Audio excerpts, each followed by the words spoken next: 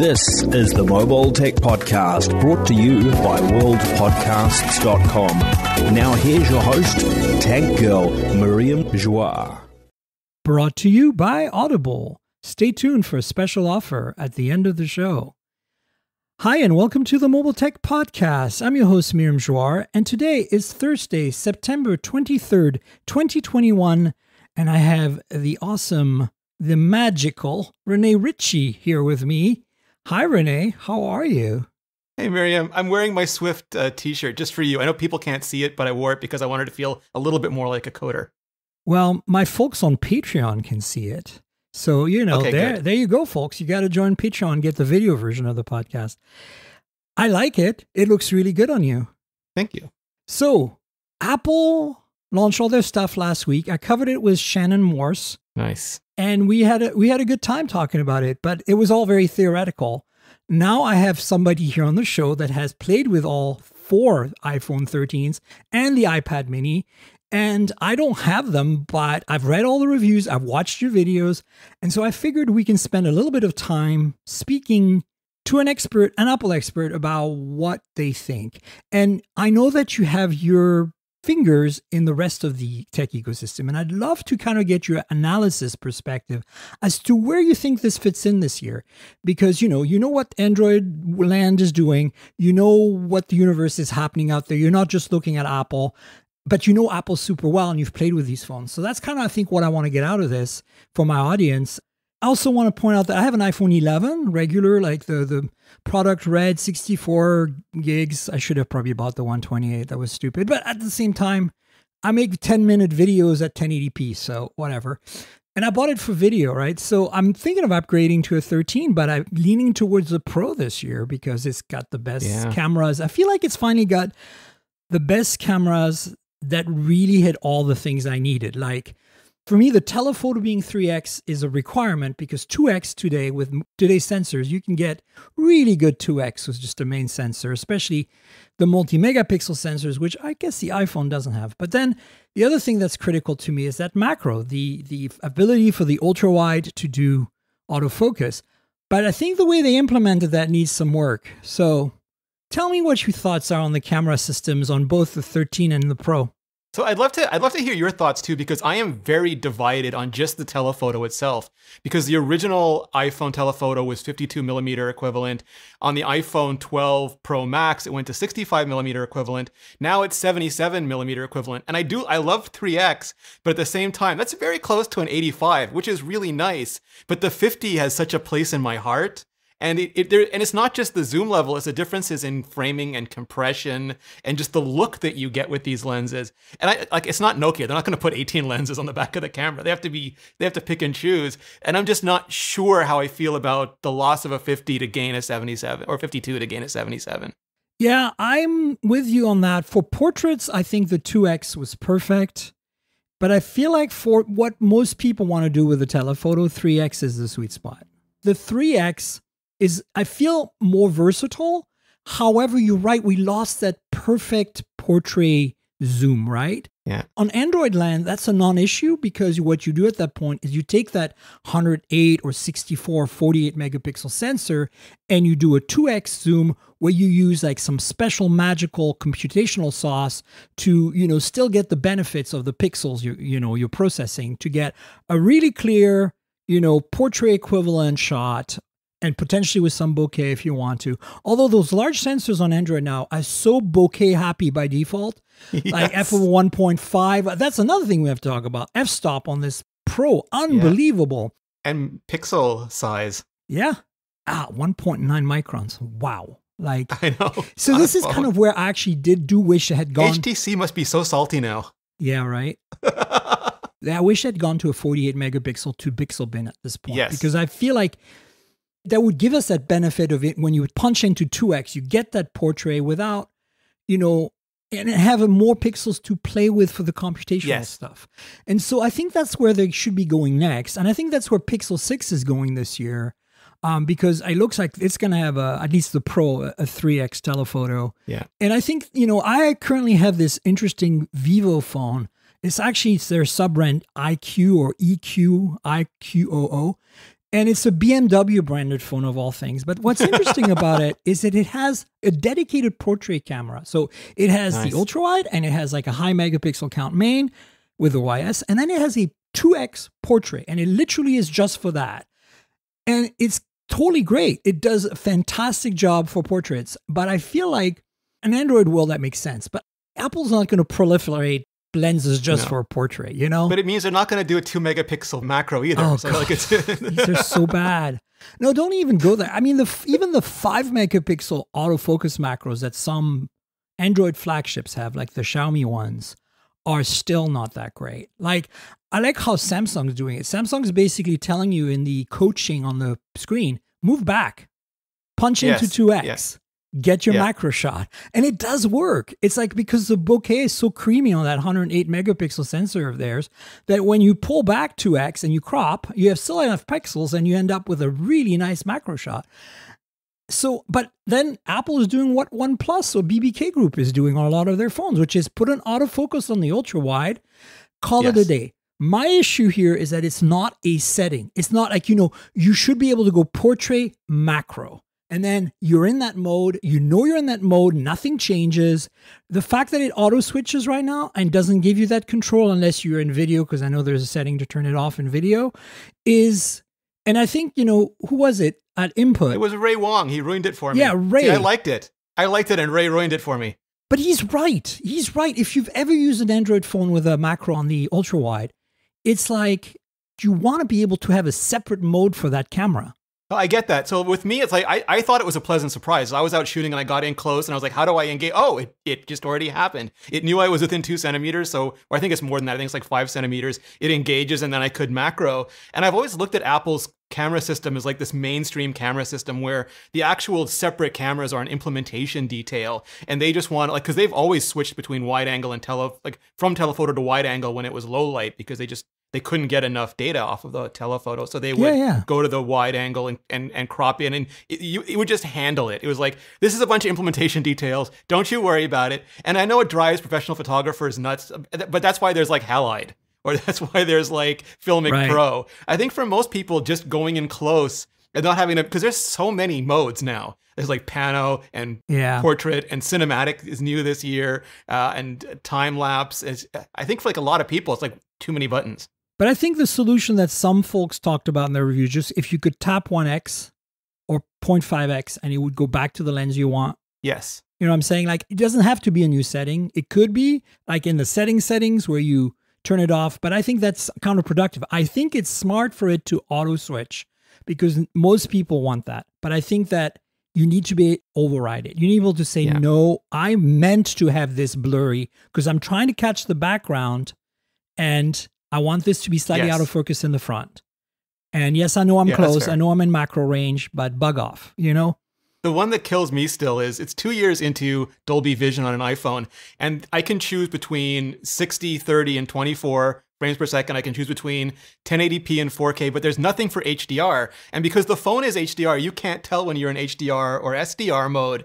And it captures both tone maps, but there's no setting to say which tone map to take off. You have to it'll do it for you if it detects an old iPad that can't do HDR, but otherwise you're left with, and it's fine for me. I'll throw it in Final Cut Pro and I'll figure it out. But I know a bunch of people record HDR when they have no way of actually handling HDR. Right. Yeah. And it's just one extra button. Like, I think there are some UI implementation issues in the current Apple camera that need to be changed. Like, I think that little down arrows thing is not the best way to go. Like, I hate to say this, but some of the Chinese Android phones have it really well done where the HDR on the top with all the settings is a toggle. You can tap on it and it gives you a choice between on, off, and auto. But then if you're actually just holding the phone and moving it around, the HDR lights up when HDR is on. So you know what I'm saying? Like it tells you. We used to have that for photos. Yeah, I'm about to take an HDR photo or I'm about to take an HDR video. And then you can go, oh, no, that's not what I want. Tap on that exact little icon. And then you can change it to off. And you go like, okay, we're done. Yeah, you've convinced me. It should be not, anytime it's destructive, it's bad. If there is a potential for a destructive action, like losing the subject you want to focus on or recording the wrong pulling off 10-bit HDR is not comfortable over Lightning.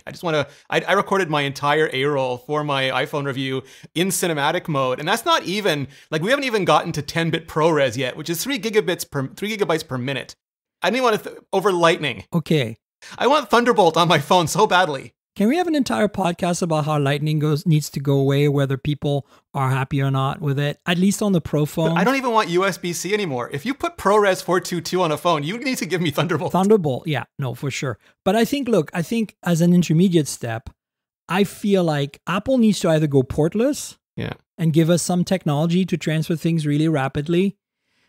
You know, I don't know what they would do there, but maybe that's the way they're going. Maybe they're going to go USB-C with Thunderbolt on the Pro iPhones in the future, and then they're going to go portless on the non-Pro and call it a day. Because I really don't know.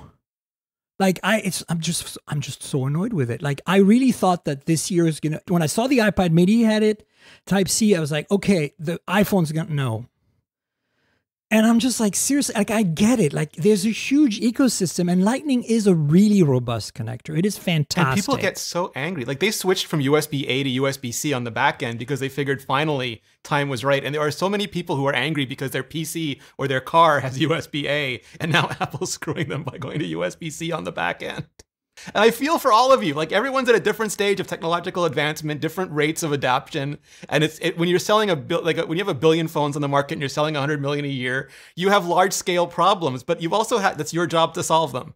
But at the same time, let's be real, USB-C, at least that connector, which is also Thunderbolt, is the way to go. It's where we're all going. I live in an entire universe of USB-C all the time because my phones are Android phones and my Macs are Macs. And your Nintendo Switch is USB-C. I live the life. I live the dream. I got PD on all the things. Yes, I'm not charging my BBK phone as fast as I could because it has 65 watt charging. But you know what? At 33 watt or whatever it does on PD, 35, 40, 45, whatever it is it supports, I plug my MacBook charger into my phone and it charges fine.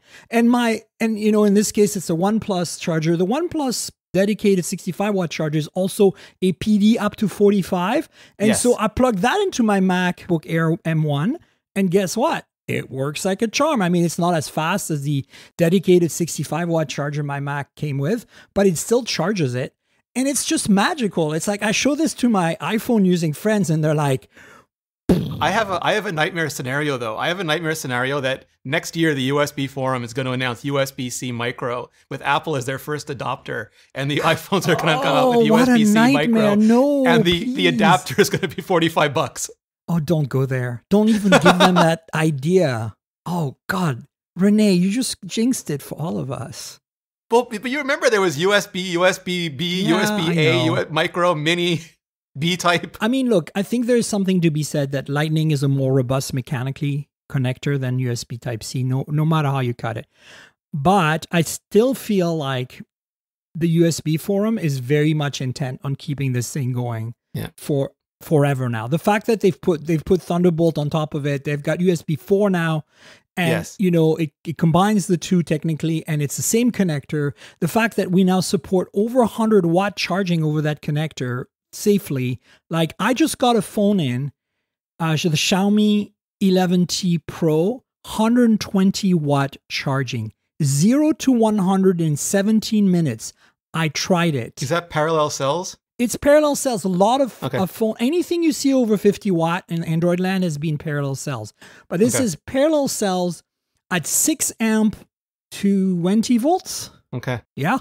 And it's insane. Now they have a proprietary charger and a proprietary cable in the sense that the thickness of the cable, and there's some kind of handshaking. Do I have the right cable? Do I have the right brick? Do I have the right phone? Right? Like some sort of like it detects the cable and it detects but it's and the brick. Like you remember the MacBook Pro brick before we went to USB-C? You remember that size? That's roughly the size of the brick. It's ridiculous. So that's stupid. But it's also, for some people, I think it's what makes it or breaks it, is that they go take a shower in the morning, they plug their phone in, 10 minutes later, whatever they used the day before is back, right? So I don't know. How do you feel about the fact that the iPhone 13 only charges at, what is it now, 20 watts?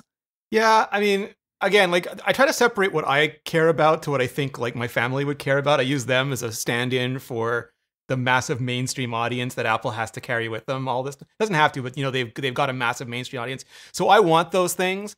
I take everybody's word for it that these batteries are going to be okay in 3-4 years. Like I take Xiaomi and OnePlus and everybody's word for it that in 3-4 years these batteries are still going to be okay. Because I still, I have that agita, that anxiety over batteries being charged at high states. And I know they're heat managing, and I know they're moving everything outside the battery system. I know they're doing all these things. So, but I think there's a happy middle ground. There's a happy middle ground where we could have USB-C, we could have Thunderbolt or Thunderbolt 4 on the Pros, and we could have a sliding scale of chargers. That this is the one that comes with it. But for you maniacs out there, if you want to charge at 100 watts, here's your adapter. Yeah, I don't even think 100 watts is the answer. I feel that the default should be 33. They're having used all of these charging speeds and still currently using mostly something in the 30s.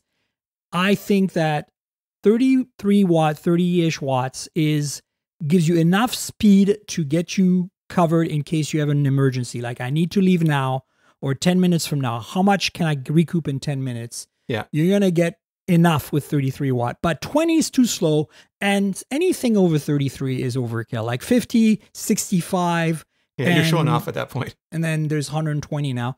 It's just, you don't need it. You just don't need it. Trust me. So I don't think Apple should go extreme. I just feel like in the same way as Samsung is disappointing us by only supporting, 25 watt or something, I think we need Apple to be able to, as you said, you choose your charger now. There's no charger in the box. So make a phone that at least supports 33 or, something USB-C PD compliant.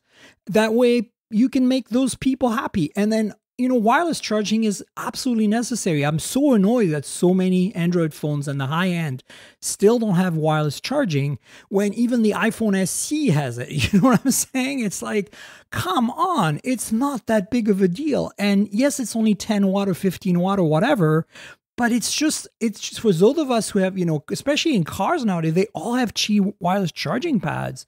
And that's, good for the battery. You're not hurting the battery. You're just kind of maintaining the state of charge while you're driving around using nav. That's really all you're doing. And that's exactly what that is for. And if you have wireless Android Auto or CarPlay, well, guess what? You don't have to plug anything. You're just like, get in your car, put it down on the mat, and the future, magically everything just works. And I think that, I know we're digressing away from the 13 here, but I think these are some of the issues that this 13 launch brought up for me. It's like, okay, I think they nailed the cameras with the Pro. I think it's superb what they're doing. Let's talk a little bit about the cinema mode, but I think that the 13 needs to be mentioned as well, because I feel like they've improved the f-stop and the sensor, and of course it's got, the what's it called, the in-body stabilization, right? And it's across the board now. Yeah. And as we've seen from the test videos, it's very, very good at doing stabilization combined with, of course, electronic stabilization, right? Yes. So what do you think? Like, is this the way all the iPhones are going? Are we going to see more of the features from the Pro trickle down to the 14 next year, non-Pro? Can we please get Pro RAW on the 13? Yeah, I think, I think just the way their marketing works is they want a differentiation between them. They want to be able to offer something that's less expensive, but they also want to be able to differentiate what's more expensive. And then they use the greater space in the bill of materials with the higher end models to pay down the new technologies, and then they push them down. So whenever you get something new, like whenever you get some new technology, they can push the old technologies further down. Like every iPad has a pencil now, basically, because the other iPads have ProMotion or mini LED or all these different technologies that make them separate. So I think Apple's just starting using the iPhones Pro now to appeal more to photographers, to appeal more to people. Next year, apparently, the big screen size differentiation is going to go away, and we're not going to have a mini. We're going to have 2 regular sizes and 2 large sizes. So they're going to juggle those things depending on demand. But I think they really want to push all their investment into the Pro models, and especially with there's an extra GPU there to handle it. In the A15, they've got completely new pipelines for all the video and technologies, because I think some people forget this too, but once you start pulling ProRes off a sensor, you've got to be able to record that to drive without dropping frames, and it's got to move through that entire system. I think it's such overkill. Like, I think they don't need that. Like, I honestly feel Alex Lindsay is drooling so much. I mean, don't get me wrong. The iPhone is a video beast always, and the 13 Pro is even going to be more of a video beast, but I feel like ProRes is just one step too far. I don't know. Like, I feel like you can get some really good video without ProRes. I still see, like, I watch the videos, like when Dieter did his review, Like without the cinema mode enabled, like just regular shooting in low light, you can already tell there's not enough quality out of the sensor and lens, even with all the improvements they've made, to justify even ProRes encoding at this point in low light. Now, in daytime, that's arguably yes. Yes. But I feel like ProRAW is just a pure software feature that's been on previous processors. Why can't we get that on? That's just a limitation that's completely artificial, right? On the 13. Well, it's those two things. They are using the extra GPU to handle part of the processing. They have those dedicated encoder chips for ProRes on the CPU as well. But it's also just like, even on the iPhone Pro, the 128 gigabytes model will only do 1080p, just because 3 gigs a minute, you're filling up so much storage space. And there's a 1 terabyte model to handle it.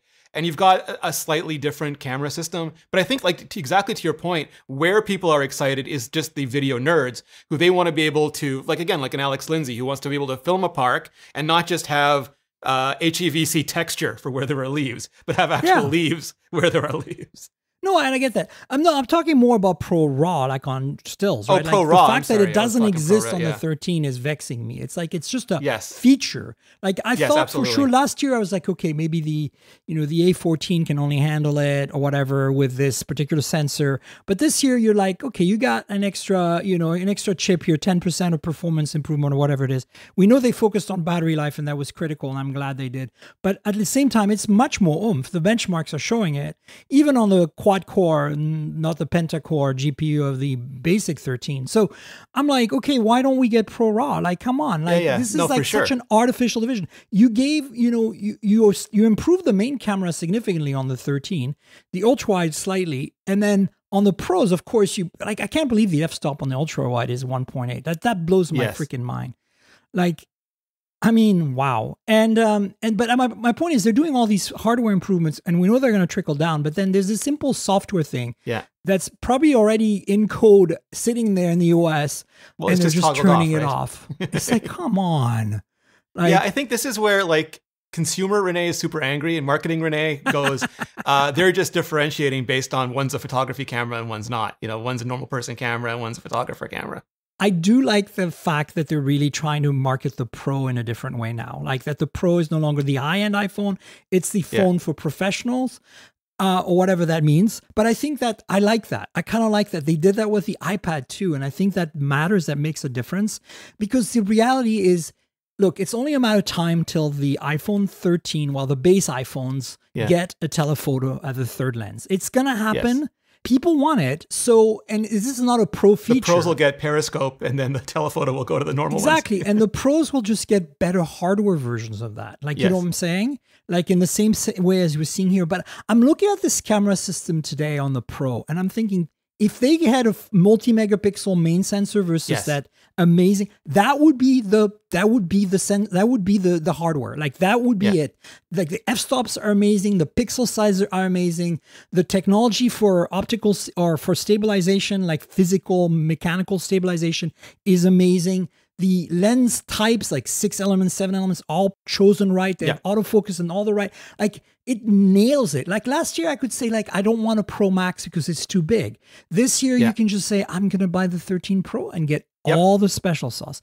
Like that, I have to give Apple some serious kudos for making that happen, Yes, yeah, fitting again. Like I talk about wanting a Thunderbolt port in there, but I don't have to fit a Thunderbolt controller. So this whole discussion is just things that we want without being in charge of shipping it. So we also understand that. Look, here's an idea, Rene. How about an M1 iPhone? Right? Like, come on, let's go all the way out, right?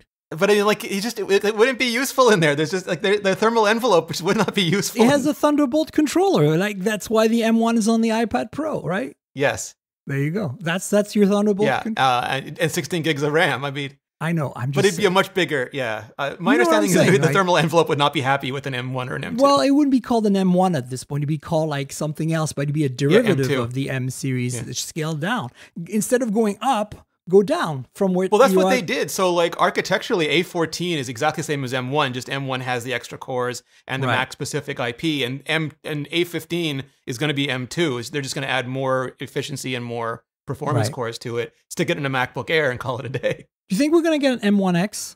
That rumored M1X? Yeah. Okay. I think so. I think one of the things we saw with their silicon team now is that they still have the scalable. One of the biggest nervous points I had was that as Apple grows, they're going to have the same problems as a merchant silicon vendor has, as a Qualcomm has, because they have so many clients. You have to balance the needs of like Microsoft wants DirectX support, Android wants OpenGL support. We've got to carry all this stuff for them, and Apple would be like, oh, they'd be like Apple Watch would be a client, iPhone would be a client, iPad would be a client, and they'd have different needs. But I think the scalable system architecture solved a lot of that really elegantly. Like you have like one A13 core in the Apple Watch now. You have a few A14 and A15 cores in the phones. You have much more of them in the iPads and in the Macs. Then you have much, much more of them in the Pro Max. And it's not perfect. It's not like a bespoke chip for every computer, but you get such efficiency of scale off the architecture that way. So I think 100%. for sure we're gonna see that just scale up to the M1X. It'll be like I don't know 8 and 16.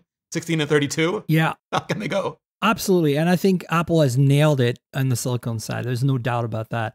So to me, like the cameras are great. The only thing that I said is the macro on and off functionality would be nice to override. And then the cinema mode, whatever I know it's not portrait mode for video, but just let's simplify just for, so we can talk about it. What's actually called exactly? Cinematic? Cinematic mode. Cinematic mode. So cinematic mode is really interesting to me. I'm sure you've seen what John Morrison did with that video he shot. It's good, but I can still see it to me. And yes, I'm not saying like I'm not pixel peeping. I'm just like, having seen quote unquote portrait videos on Android phone, it's way better, but it's still like, especially if you don't have enough light, it just falls apart so quickly. I mean, Joanna showed that in her music video she shot, but she also picked like, why do you pick this lighting? Like that's almost setting it up for failure. Like I don't know. I think it's interesting. I feel like it's very on Apple to release this so unbaked, in my opinion. I think that should be an iPhone 14 feature once they've had it in the lab for a few more months with a little bit more, cooking and stirring in the pot. Yeah, no, I don't disagree. I think they did it very much like portrait mode on the iPhone 7. They wanted to get it out there and get much more real world data so they could start getting it to behave better. Because like they suffer from Cupertino syndrome where their data sets are so small because everything's being tested so secretly that they just don't have enough. And there's nothing beats getting a bunch of real world examples out there for them to work on. There's two things I really like about it. One is just like the nerdy geeky side of me loves that they don't say it's portrait mode because they're not just doing a depth blur on a frame. Dude, for sure. They're looking backwards and forwards through time on it because they all every phone captures a few, like it works a little bit in the future so that it can better set the present. And they're looking at nearest neighbor frames so they can provide a consistent bokeh, and the bokeh is not jumping around and leaping between frames, which would be super annoying. So they're pulling in a ton of data and they're creating this depth map, and that they're leaving it editable is so enjoyable. That is amazing. That's the part that's got me really excited about the future. It's like, okay, it's not baked. Give it to us next year better. But the fact that you can go in and just use the phone's photo app to do this is kind of unreal to me. And it's teaching the language. Like the thing I love most is it's teaching the language of cinema, because they're not just doing depth, but their ML is doing it based on eyeline. So if you're looking or turning away, it tries to track where the gaze should go next, like the rack focus should go next. And it's nowhere nearly perfect, but there's so many people like that was usually a nerdy thing. Like if you were into cinematography, that wasn't like a normal pastime. But now everyone with this phone is going to be able to understand what it's doing, learn, do it, get frustrated, do it better, explore, and there'll be so many TikToks and Instagrams with like the rack focus trend. And they're like native. Like when you look at how people edit on TikTok already, it blows my mind. Like camera on, camera off, camera. Like it's an incredible new language. And I just want to see that continue to evolve.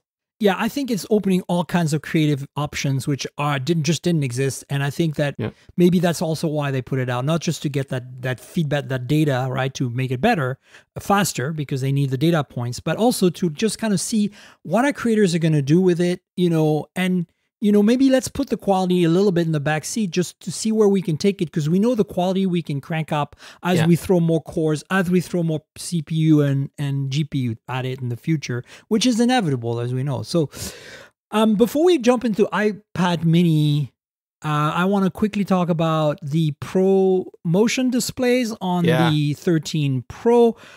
I'm a bit bummed the 13 didn't get at least 90 hertz or something, but at the same time, it would have made more sense to have everything across the board at 120 from a parts bin perspective. So maybe the displays are capable of it and they just chose not to do it. I don't know. The bottom line is finally we have variable, which is a critical thing here. A lot of people don't understand that it's a battery life saver to have variable refresh rate. And I've been saying that forever. And that's why I was bummed it didn't have, 120 hertz support last year with the 12s, because now we have it. And finally, but it also makes it a bit weird to me that they just only picked it on the Pro. This could have benefited the 13 as well. My guess, my understanding is that they're using the same panels as the Galaxy Note and the current Galaxy S21. And Samsung just could not produce enough. Ones, yeah. Yes. And they just couldn't produce enough last year because Apple sells so many of the phones, like compared to other vendors. They only make a few phones and they sell, I think their orders for 90 million at this point, and there's not enough LTPO panel supply yet. So they had to give it to the Pro models, and they can also absorb the costs better in the Pro models because the pricing is so different. This smells like COVID supply issue related at this point, purely, and that's a fair compromise at that point. Yeah. Well, their supply, my understanding is like last year, their supply of LTPO OLED was just almost non-existent. Like they could satisfy Galaxy S, which didn't sell that many this year, and I think it was OnePlus got some as well, but there was just not. Yeah, a BBK group got a bunch, and Xiaomi got I think the very highest end Xiaomi phones, like the Mi 11 Ultra, and goddamn, these displays are amazing. I mean, 1800 nits peak on some of them. Apple's not going that high because their battery life was a big focus this year. They're sticking to 1200, but they're still. But when you're in the middle of the California summer sun and you have your sunglasses on and you have to lower the brightness on the display, you've reached like a new dimension of what can be done with an OLED. It's the thing that I like that's even more interesting because they've had this on the iPad with LCD displays for a while since 2017.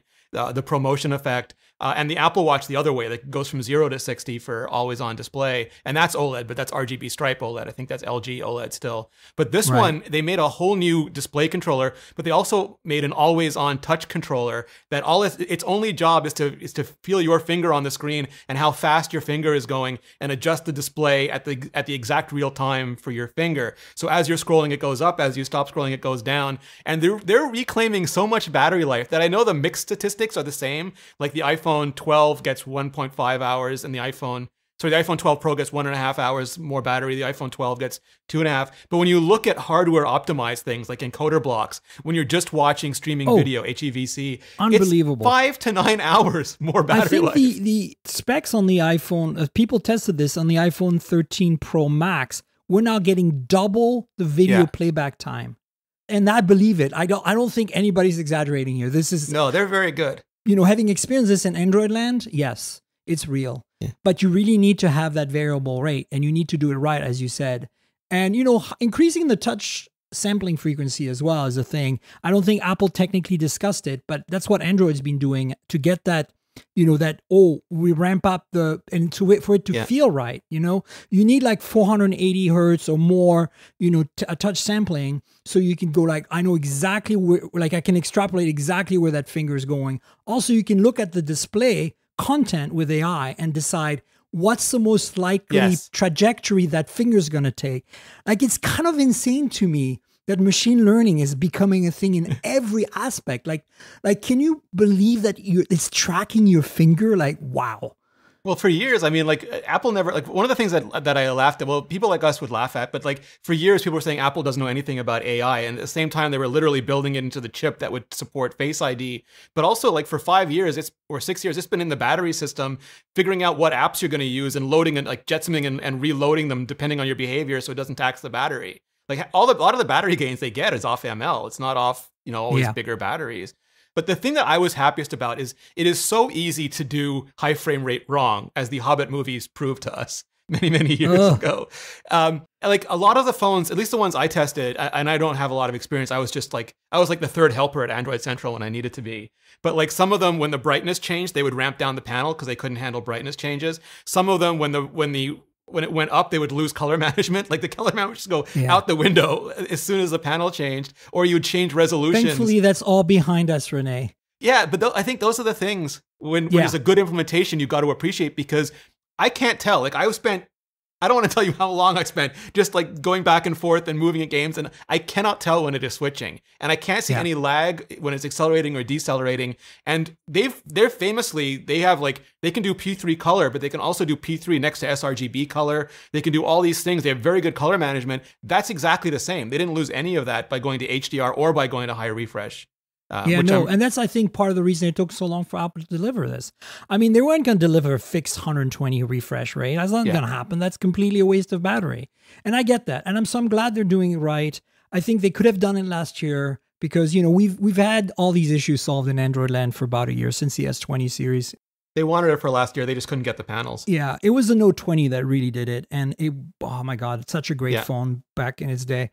I know it's only a year old, folks, but, you know, we've moved quite a bit past that already. So, well, I think that's the one thing that I think people don't appreciate is that sometimes you can get access to advanced technologies when you make fewer units. And that's famously, like Amazon got TFT for their tablets first because they just didn't need a lot of it. So a lot of times, like the fewer you make, the more advanced the technology you can get because it's available at your volume. Well, and with Samsung, it's their own panel. So they're like, you know, we're just going to make our own panel, screw you all, right? Like, oh, well, but it's a conglomerate. So they might say, I want to see how much everyone's offering us. Oh, that's a good point. So iPad mini really quickly, because I want to also cover the Microsoft news this week. Look, I'm impressed. I mean, I love the iPad Air design, and this is a scaled down iPad Air. The fact that they switched to Type-C USB, and the fact that we have, you know, the fingerprint sensor and the power lock button and the volume rockers on the top, which actually makes sense because the way you hold the iPad. There you go. Renee's showing it to us on video right now. Yeah, it's so cute. It's very adorable. I'm wondering, I know you love it, and I know a lot of people love it, their iPad minis. I'm just wondering, how big is the actual viewable area of that screen diagonally right now? 8.3. So that is quite a bit bigger than the biggest Android phones at 6.8. Because look, and that makes a huge difference. But I'm just wondering, the aspect ratio is perfect for paper. It's not too skinny. But here's the thing, Galaxy Z Fold 3. Yes. Like, I know there's a whole software equation here, right? Like the iPad has an incredible software and app ecosystem that cannot be replicated in Android land. I wouldn't even try. Tablet apps on Android suck. They're basically glorified phone apps and vice versa, right? If you have a Z Fold 3 right now and you open it up, you're not really getting very optimized software other than maybe Samsung's own, right? So I get all that. But past that, do you think we're going to get to a point where that iPad mini, whenever Apple can make a folding phone or whatever, is going to become obsolete? And of course, there's a price difference, $500 versus, you know, $1,300 or whatever. But I think that when you're looking at buying an iPhone 13 Pro and an iPad mini, now you're getting very close in territory to buying a Z Fold 3. So assuming for a second that Apple eventually gives us a folding phone, I think if they do, then with the iPad ecosystem being as amazing as it is and being such a great tablet experience, that would be to me the way to go, right? Yeah, no, absolutely. And I know it's highly contentious, but I'm on the Michael Fisher side here. I love foldables. I think like humans like to fold things. We fold our books, we fold our wallets, we fold our sandwiches like a taco. It's like we like to fold things. We're willing to compromise on depth, like to get rid of some of the surface area. And Apple's been working on foldables since the iPhone 4. Although they were hingeables, I think, with the iPhone 4. Yes, nice. I mean, I love it. It's so cool. It's so Kirk to enterprise. I think there's right now the iPad Mini is basically Apple's foldable that doesn't unfold again if you try to fold it. Yeah, exactly. That's basically it. And there might always be a market for people for whom the resiliency of a non-foldable is better, like you know, the famous pilots analogy, or doctors, or people who just don't need the feature of folding. They would rather have something simple that's less expensive, that serves their, you know, I'm a cable guy on top of a tower somewhere. I don't know if Apple's going to always fill that market, but there's going to be a market for small size tablets.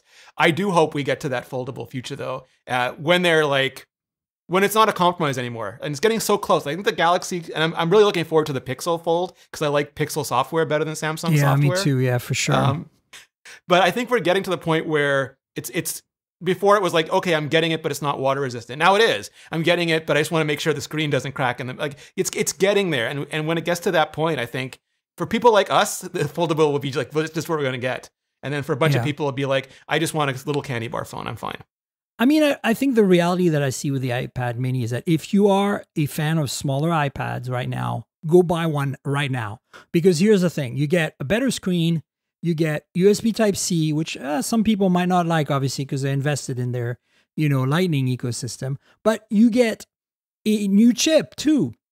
And that means that iPads, for the way people are using their iPads and keeping them forever, right, is going to last like 5 years or something at this point, probably.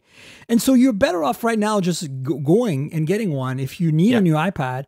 Of course you can buy an iPad Air, but technically that doesn't have as good of a chip in it. So, I think it's really interesting what they've done with this. Like, they've kind of really refocused the interest on the Mini in a radical way, because it's basically other than an M1 iPad Pro, it's the best equipped iPad there is right now. Yeah. Although I think for a lot of people, that won't make a huge difference. Like, it's just, that's the chip for this year. And whenever you buy it, they want you to have the latest chip so it lasts as long as possible. But if they'd done the Air and the Mini in the same year, like they used to always do that. The Air and the Mini were in lockstep. But now they did it this way. So I think that's just like the thermal envelope is smaller enough that I think you won't see a huge performance, except for that extra GPU core. Like if you're really into gaming or video effects or things like that, like you'll enjoy the extra GPU core. Yeah, I think it's cool. I think this is a good segue to get into the Surfaces, because now there's a Surface Go about the same size, a new one, and a bunch of other Surface devices. So look, I have kind of caught up briefly on these Surface things. Mostly I have focused on the Surface Duo 2, which is really interesting. Yeah. What is your take on the entire Surface event and what Microsoft's brought to the table? Looking at it from that, I'm primarily an Apple guy perspective. Yeah, so I mean, well, part of me up front, like part of me is always going to mourn WebOS and part of me is always going to mourn Windows Phone. So whenever I see Microsoft holding up an Android device, part of my little inner Bill Gates nerd is going to suffer for it. So I'm saying that up front because I can just imagine that running Windows Phone in a universe where Jez is Jez Corden is a much happier person. Yes. Yeah, that sort of a universe. I love it. And I love Panos because he's such a character. Like, it's not exactly Nicolas Cage doing tech demos, but he is so different than the usual. Like, he's not an Apple type, but he's also not a stuffy shirt, business school grad type. He's laid back. He's got a different kind of, he's so fun to watch. And I love that Microsoft thinks different. Like, I think they have a huge challenge in that they could crush Windows OEMs if they wanted to. That's their direct competition. People aren't choosing a lot between, it's a whole operating system choice between a Mac and a PC. And a lot of people just want a PC, and Microsoft is a really compelling PC, but they could never, the same way Google can't advertise a Pixel that way, Microsoft can never say, we're the best PC, forget Dell, forget HP. So they advertise against Apple, and it's really apples to bananas. It's a different comparison to me. For sure. So I just love that they're really pushing that. And I don't want to call it innovation because that sounds so trite, but they're really creative, from the Surface Studio, and now basically putting the Surface Studio on a laptop where you can plug it up, plug it down. Let's talk about that in a second. Yeah. So good. It's crazy. I love that. So I'm just going to go quickly through the device announcements, and I want to focus specifically on the Duo 2 and the Laptop Studio. So there is a Surface Duo 2, which is an updated version of their Android phone that folds in half. Yes. But it's not a folding phone because it doesn't have a folding screen. But it's hingeable. It's a hingeable. Thank you. I like that. Surface Pro 8, the only thing I'll say about this is it's an improvement all around. Most important thing to me is the 120 hertz display. Yeah. Surface Pro X, again, I'm not sure what it's getting in terms of spec improvement, but it's going to start supporting 64-bit Intel apps with emulation coming up soon with Windows 11. Surface Go 3, again, all-around improvement, nothing too special here, but the Laptop Studio is this weird laptop, especially with that weird pedestal that's sitting on. We'll talk about this quickly in a minute, but I want to talk about the Duo 2 first because last year's Duo was a disaster. Yeah. I mean, look, again, like you said, we want to give Microsoft credit for being creative and unique. And the hardware was great. And the hardware was beautiful, but it didn't deliver in terms of the experience and didn't deliver in terms of the specs of that hardware because it didn't have, 5G, it didn't have NFC, it only has a single camera that was really crappy. Yeah. It was basically your selfie camera, and it wasn't even that well tuned at that. So they've remedied a lot of this. They've made it a little bigger. The panels are a little bigger, so now you get a bigger screen. It's almost the same size as an iPad mini when it's open now. And what's really interesting to me, I was expecting a new camera system, but again, and they did deliver a triple camera system that on paper looks like has all the right check boxes, except for the 2x telephoto, which I wish was 3x, but whatever. The thing that's got me more excited is that the inside of the screens are actually curved into the edges. Right. So it's like, remember the Galaxy Note Edge where only one side was waterfalling? So that's what they're doing on both internal sides so that when you close it, you get an edge, the hinge edge becomes a display that you can use for ambient stuff like notifications, flash a color for when something comes in. That's exactly what I'm talking about when I say Microsoft is creative and unique. They're trying to re-addict the BlackBerry faithful. Yeah, but it's so brilliant. I think this works. Like this device does not have an external display like my Z Flip 3 that I showed earlier. So what you do, and now you can use it, and it has this really gorgeous, what it looks like OLED that's 90 hertz synchronized across both panels. So that's on technical level, that's super challenging. Snapdragon 888 with 5G. It does have millimeter wave 5G. I did not expect that. Like adds a whole new can of worms to the engineering of that device. It's super thin still. It has an amazing hinge. And, so 90 hertz display, better processor 5G, better cameras, more cameras. And I love what they did. Did you notice that the pedestal those cameras are mounted on, like the camera pod, is pretty big? It almost doubles the thickness of the... And so now you have the problem is if you fold it backwards on itself, right? They actually angled the camera pod so that when it's folded, it's perfectly laid out. Yeah. And there's a little space in between the two sides now that you can slide the new pencil in, the flat Microsoft pen, whatever it is. Yeah. And they put haptics in that new pen now. So that supposedly it has a little, haptic motor in there, linear motor, so that when you run it across a surface of glass, it gives you that weird, graininess of the pencil tip in your fingertips. I love that. I haven't tried it, but I love that idea. I haven't tried it, but it sounds amazing, right? Yeah. My inner artist is dying. So what is your take on this particular device? Like what made it for you? What is like question marks? No, I like it, but I love wondrous variety. I love experimenting with these things. Like when they showed off a triangular phone in the office, I'm like, make that for me. I'm not joking. Just give me something fun to try. Put your ideas out there. And I think I don't know how big a market this is, and I don't know how big a market is for an Android, Microsoft phone. But that never deters them. They have so much money based on Office and Windows that they can afford, what a lot of phone companies can't. They can afford to experiment with this stuff, and I really like it. And maybe they discover a bunch of stuff that filters down to Apple, to Samsung, to a bunch of other vendors over time. But I'm glad they didn't give up on it. I'm glad they doubled down and decided to make something out of it, because this looks like it fixes so many of their issues. Yeah, and it introduces that new kind of like display edge thing. Yeah. And because of the curved edges inside. And I think like at this point now, I look at this price, $1,500, $100 more than last year. And I'm like, you know what? That is worth it. Like I look at the hardware, like even before experiencing the entire thing, and I'm looking, every checkbox I expect you to checkbox for that kind of price is checked. Last year, that was not the case. Last year, we played with a prototype essentially that they sold. And this year, we're like, okay, this is kind of like, when we went from Fold to Z Fold 2 last year. Like Z Fold 2 was finally a mature product. Now, Z Fold 3 is way better even altogether because, multi-refresh rate in front and back, and it's got water resistance and stuff. But this, I think this is showing that Microsoft, to me, they're really invested in this. And you're right, they have a ton of money, but it's like easy for a company. In the past, I would have seen Microsoft run away from this. Yes, for sure. You know what I'm saying? For sure. So kudos to that. And then the crazy continues with the Surface Laptop Studio. What? Like, okay, I kept like going like, wow, every time I looked more at this. Yeah. It didn't make me want it, but it made me like, wow, like, yeah, wow. Like it made you happy to exist. Exactly. And I'm also curious how it's going to pan out, like what the reviewers are going to say about it, because look, it looks like a laptop for creatives. Yes. Content creators like us. So it has a lot of oomph. It has like NVIDIA RTX oomph as well for things like if you want to run Adobe Premiere or whatever, God forbid. For those of us who are Final Cut people, this is like always a nasty thing. But DaVinci Resolve is another thing. Like you have GPU acceleration, that's going to make a difference.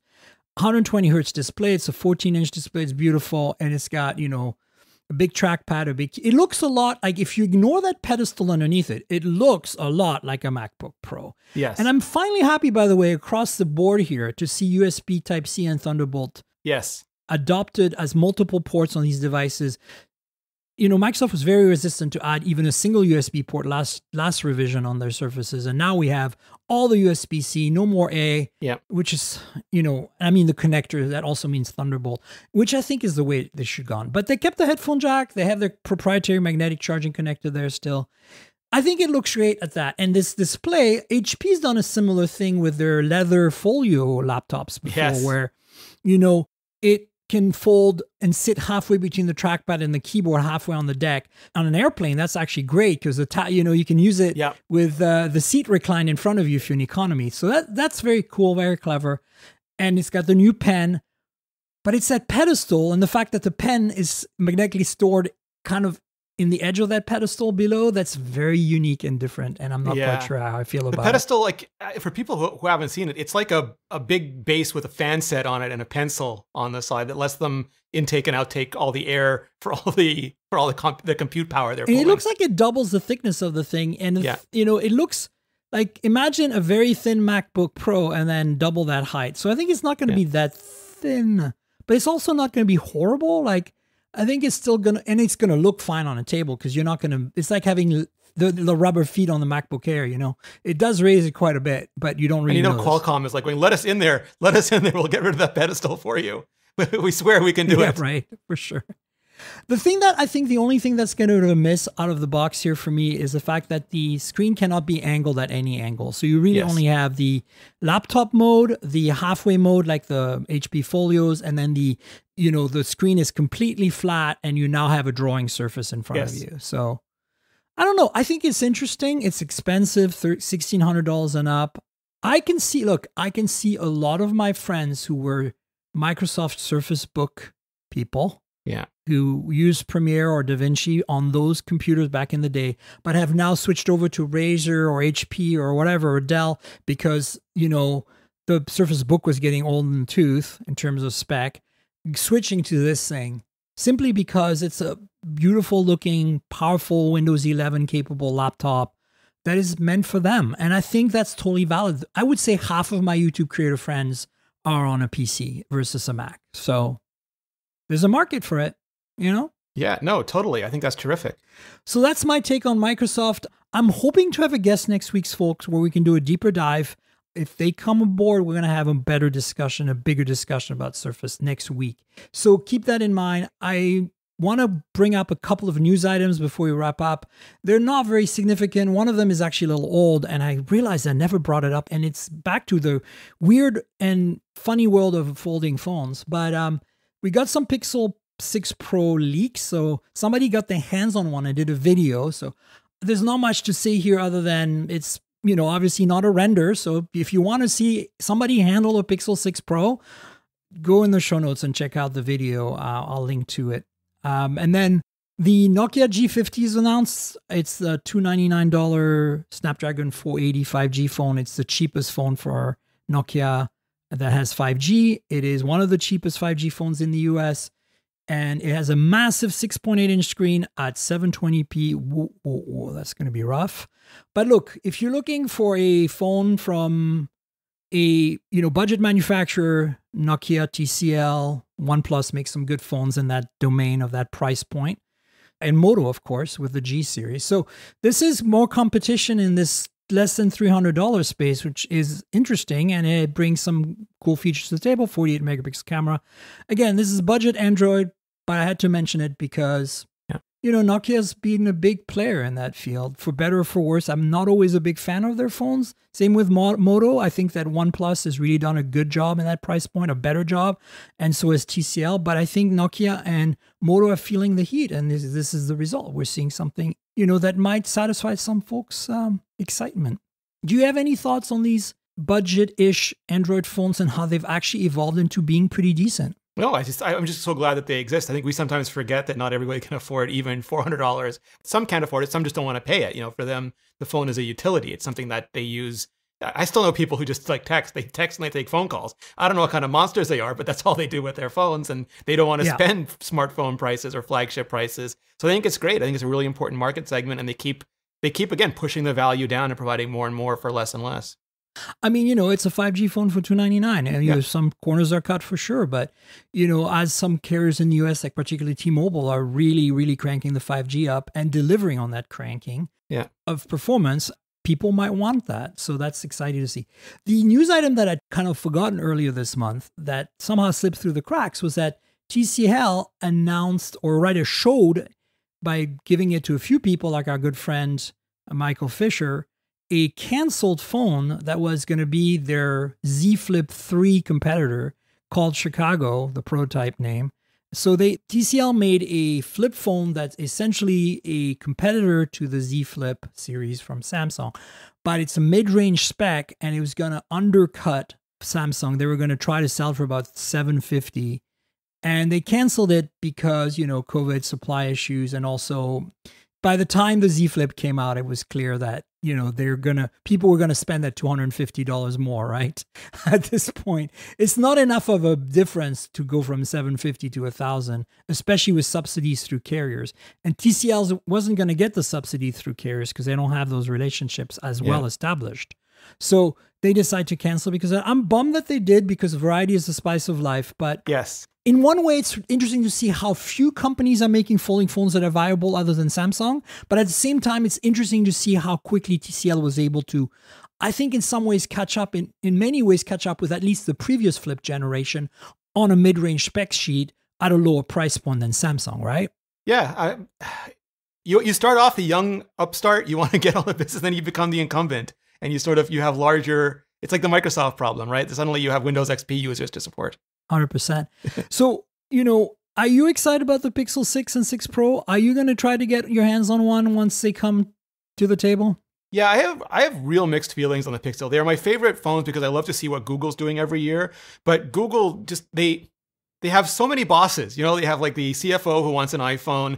They have, I'm blanking on his name now, but he's the guy Rick Osterloh, who's like, oh, you made a small battery? Why didn't you tell me? Well, it's like a month before launch, dude. What are we going to do now? That's a problem. And then you have like the engineers who want to make low cost dev devices, and they never seem to communicate.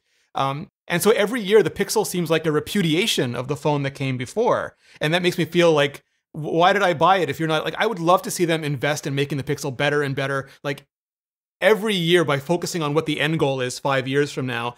But they have to dog instead food. Of being reactive. And they have, this is like not literal. I changed the names to protect people.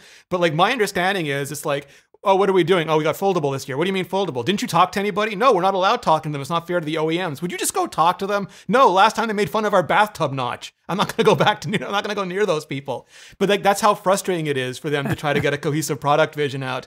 So I love the Pixel 6. I'm going to get it because I get the Pixel almost every year. I just really want to see them put the full weight in mind for like, what's the Pixel 10? And then spend every year working towards that iteratively for the next 4 years. Yeah, I don't think that's Google. I think maybe they'll change their tune this year because they've been beaten down so hard the last 2 years. And maybe there's some strategy starting to develop. They're starting to kind of get it.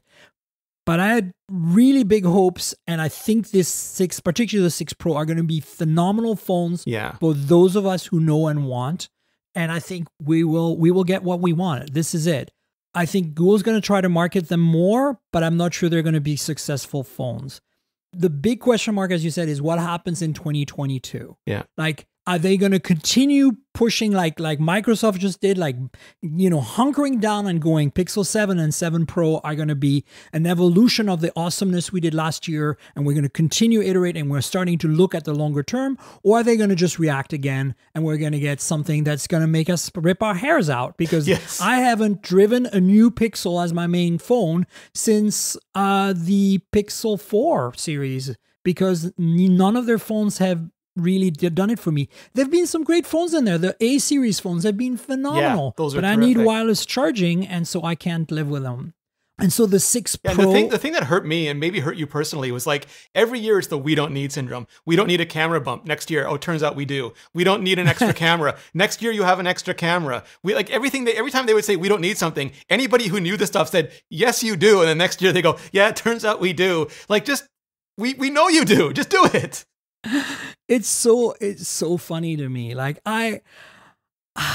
it's actually really frustrating because like I just reviewed the Pixel 5a not too long ago, and it's you know how my iPhone SE is such a delightfully, amazingly wonderful phone when you start using it, but if you look at it on paper, you're like, meh. Yes. It's like essentially an iPhone 8 on steroids, but it's got that older display, that the home button. So some people, they love it. I get it. Like Theo, my spouse, has an iPhone SE because they don't want the Face ID. They want the home button. They want the fingerprint sensor. Take that home button out of their cold dead hands. And my point is that you and I look at these phones and go like, yeah, it's a very good phone, but it doesn't look very exciting. And then when you actually use it, you go like, oh, I get it now. The Pixel 5a is the poster child of that. It's boring looking. The specs don't look very exciting. And then you actually turn it on and use it. And as I said in, I think last show with Shannon, if there are two phones who have totally blown my mind this year in terms of my user experience and made me delighted like to the nines. And that's the Pixel 5a and the Z Flip 3. Yeah. And it's interesting to me that even those of us who have been testing and reviewing phones since like 2005 are like not able to, spot that in advance. Like well, it's holistic though, right? It's like the experience. It's not the sum of the specs. It's got to deliver something to you. It's got to speak to you. Yeah. But it's like, I have a Pixel 4a 5G from last year, and it's a great phone. And so I looked at the 5a, I'm like, okay, it's a water-resistant version of the 4a. Yeah. Yet I cannot explain to you why. They made it a little narrower. They made it a little taller, so instantly it fit better in hand. It's just tiny little things that you don't even think about. And then you start using it, and you're like, oh, wow, I get it. And it's just great. And you look at the price point, $50 less than last year, and you're like, okay, this is no brainer. It's like a car. Why does this year drive better than last year's? Because they fixed a bunch of little things that made it drive better. I know. And it's amazing because, I recommend the iPhone SE to tons of people that are iPhone users or that are just want a new phone. And, I think the iPhones are always a sure value, a sure bet. And then now I'm recommending the 5A to so many people because I'm like, look, it's not available in Canada, sadly. It's only like Japan and the US, I believe. So it's like very limited. But here we can get it. And if you're going to spend $450 on a phone and you need an Android phone and you don't want to do an iPhone, like 100% get a 5A, call it a day. That thing's going to get updates forever. It's just going to be solid all around. And, it's nice to see Google getting it right sometimes. Like clearly, for sure, they might not have a long-term strategy on the 5A, on the A series, but it's coming out every year to be better than the previous year. And it feels consistent to me. Whereas the main line, the flagships are just all over the place. Yes.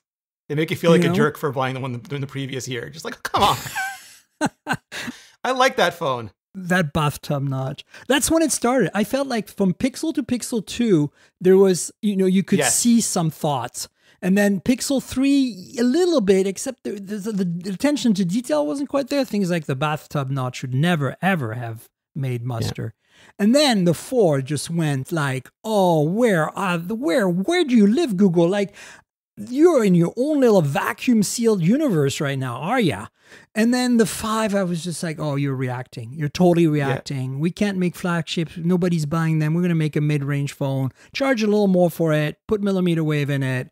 Because it's really a 4A, just slightly better, right? With wireless charging and water resistant stuff. And it's a good phone, 100%, but it's not the phone you, me, Michael Fisher, everybody else wants.